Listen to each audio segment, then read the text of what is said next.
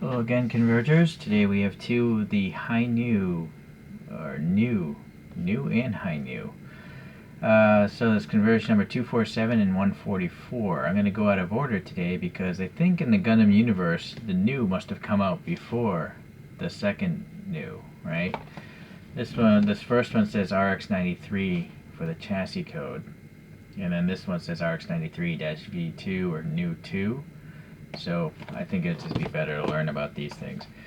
I did actually review one of these news before, but this one has a double fin funnel type, so I forget all this stuff, so I'm going to just go over it again. Actually, before we go into the robot, here's the other robots from this wave. Okay, and here's some basic stats. Alright, so this is an iconic robot. It was from something called Gundam Char's Counterattack, and this is the protagonist robot. So you can read up right there. This came out in 2021, so I think I'll actually chew on that gum later.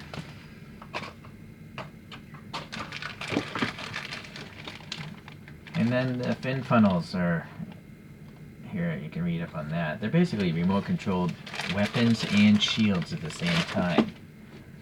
Okay, so here's some images from the same website. So these are the fin funnels deployed, and apparently in this is showing it making a shield, a force field shield or something around the robot.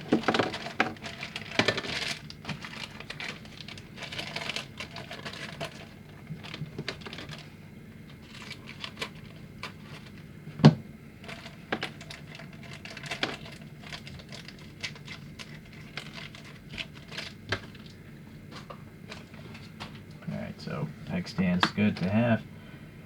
This is a very clean looking robot from what I can tell so far. It's an off-white. I can't say it's a true white. I mean, if you look at this box, the box is white. This is an off-white. The bottom of the feet are decent enough as far as detail goes. The front of the legs is pretty plain though. Same with the feet.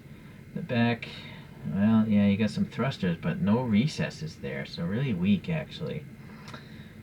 These are a little bit better, those little panels there. There's some yellow coming around this backside. It's interesting, this arm is not the same as that arm. It's asymmetric. It has metallic hands, gunmetal, and this one holds a weapon. And there's a little red here, tying in with the chin. The yellow isn't painted very well, unfortunately, on these little intakes. And then we have some gunmetal for the elbow. A peg here. Not much detail underneath that arm. In the head here we have a gunmetal neck, a round peg going into what looks like a hex hole. The eyes here are translucent green. There's a little silver paint back behind them. And then there's some green paint up here. Back of the head's pretty plain looking. This backpack is not symmetric either. It's got nice thrusters, but you can see the tabs for the fins are in different locations, and the top is definitely not symmetric. So it's interesting. The antenna here, they are rigid plastic, so they could snap, but keep that in mind. A nice, really long peg, so I don't think you're going to need glue to keep that in place. I don't think that's going to fall out very easily. So now we have a weapon, and a pretty plain looking weapon. It's just that off-white again. No recess for the barrel. Yeah, it's kind of weak. The weapon hand here is cut at an angle. It's quite interesting, but you can get around the forearm if you want. This fist here, it can twist as well, I think. Yeah, just gotta break the paint loose. Alright, so the fins, oh no, wait, there's a shield here. And sadly there's no graphic printed on there. Just minor details molded in. And it collides with the shoulders, so you can't even really seem to have it in line with the arm. See, it doesn't want to go in much, so you gotta rotate that out. Interesting. I wonder if that's a cannon. Okay, so now the fin funnels. So we do have some black on the off-white. They look identical, actually. Maybe that's why the pegs are in different locations. Or, no, actually, this one's labeled R. and one would assume the unlabeled one is for the left. But is it R from the front or the back? I don't know. Well, I would assume if this is the right arm, this is probably the right side one here. Okay. And let's do this one up here. So that's interesting, the way they're staggered. They're like flip-flopped. And this, but the outer ones look symmetric, more or less, kind of like a cone shape. From the back, though, they don't. You know, it looks like a bunch of stairs raising up. So that's interesting. Out of curiosity, it's just no. You cannot put that there. But I could probably put this here. And what about this one? Maybe if I flip this upside down.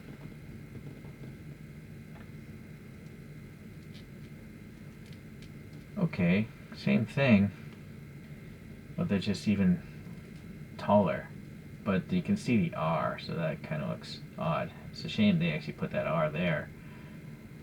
And alright, but I guess I'll just put it back to the way it was designed to be.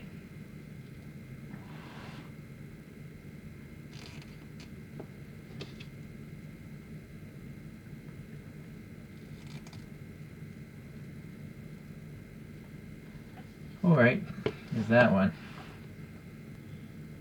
Huh, before I move on, it turns out there actually is a page for the double fin one, this robot here. Let's do a quick browse through and see what makes it special. Storage rack removed to carry more fins, 12 fins. I think that's it. Okay. Alright, let me come back.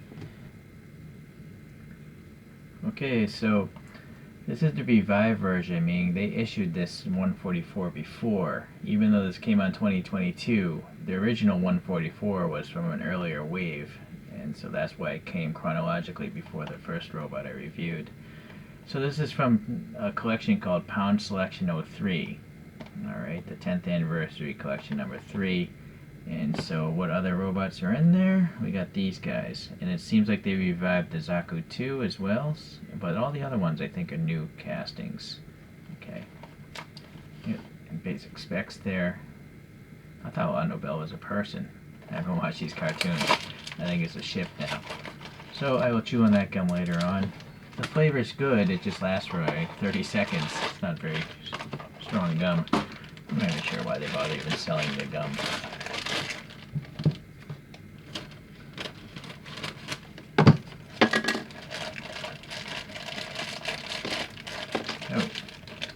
Try to show you the fandom page as I continue this. So let's see here.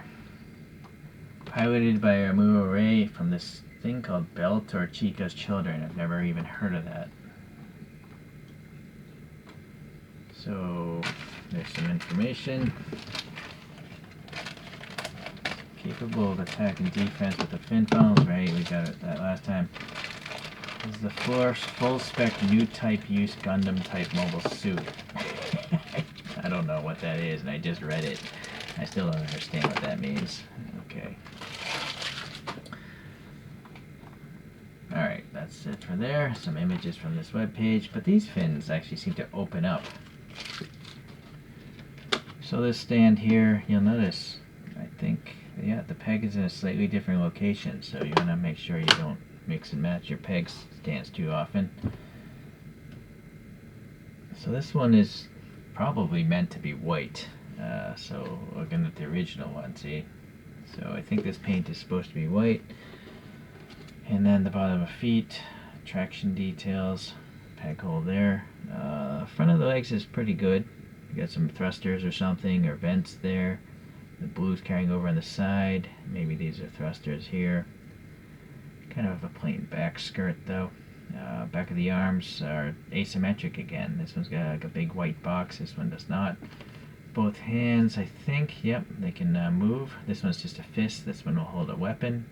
Really chunky hands on this one. Very interesting. Peg hole for a shield probably. And really neat. There's actually a little tampo printing here. I don't know what that represents, but it's nice to have. Yellow paint in the intakes there. This is a pretty deep crevice. Maybe that's the cockpit. The head, let's see, we got a matte finish gray for a neck, hex hole up here, and then the eyes are transparent greenish. Yeah, I would say they're green, a light green, metallic green up there. Back of the head, alright, not too much there. See if there's any detail underneath the, oh yeah, nice little panel details and maybe some verniers there, vernier thrusters. Some metallic in the elbow as well. So this is a straight cut wrist here, but this, the one that holds the weapon, has like an angled cut. Speaking of the weapon, it actually has the hand molded on this gun, and it's painted black, although not very well. And then we have some gray and white here for the gun itself. Pretty cool looking gun, I guess. Let's see what it looks like here. Get that off. Oh, wait a sec. Oh, wait. Well, that's interesting. That's a straight cut hand now. But this other hand, can't focus, man. Alright. See? It's clearly an angled cut. So, that's interesting. So it must be just specifically for this bazooka. Oh, the bazooka itself has an angled handle. A little recess in the front is nice. It's actually a pretty nice bazooka. Oh, but the back, there's no recess for the exhaust. But I like there's two colors. Yeah, so they did this so this could probably get over the shoulder or something. So let's see what it looks like with the bazooka.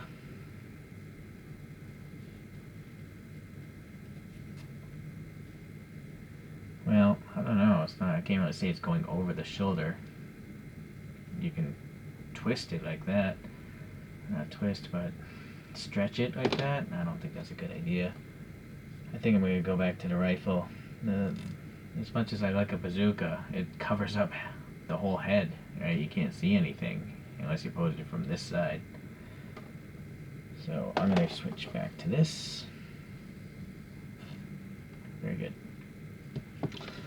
So the antennae, very long, but this is rigid, so you could break, so be mindful of that. There's an L shape here. I'm not sure why they bother doing that sometimes.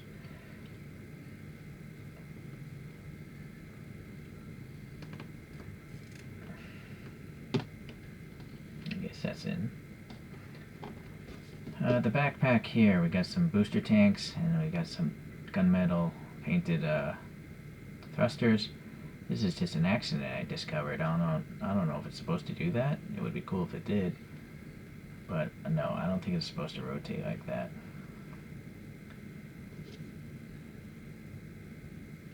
I assume it goes this way. Yeah. Okay, so that sits nice and flush. There's some holes here. So that's where the fins are going to attach.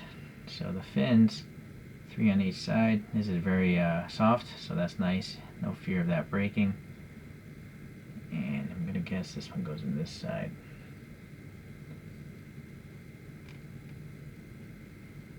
And henceforth, this goes into this side.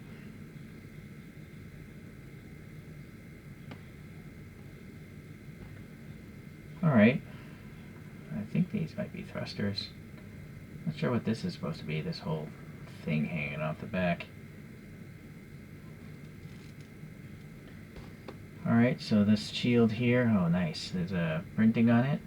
Looks kind of like a unicorn, but I'm guessing it's not. I mean, it is a unicorn, but I don't know if it's the same unicorn that transitions into the unicorn robots. I think this robot came out before the unicorns.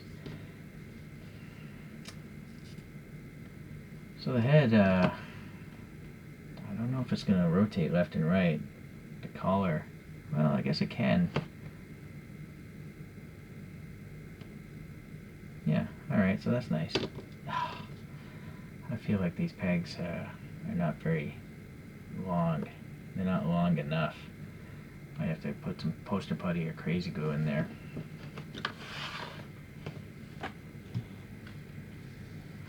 Alright, I got a couple others to show. I did review like that as mentioned. This one just has the 6 fin funnels stacked up on one side, and it's nice that it has that logo there on the shoulder and the shield. This is number 120 Revive.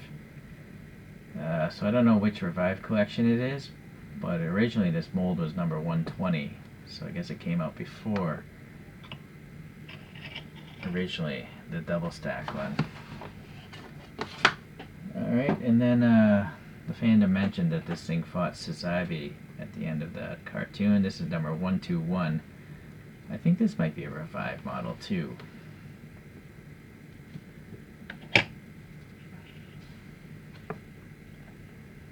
So, without the little stand, you know, this thing looks really small. The stand obviously adds a lot of height. I'm not sure why they make the stand so tall. I don't know why they're not just a flat piece of plastic. Anyways.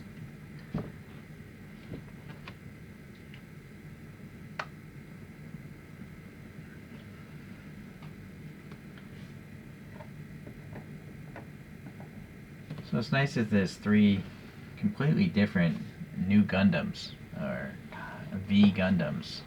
I think it's meant to be Latin, that V.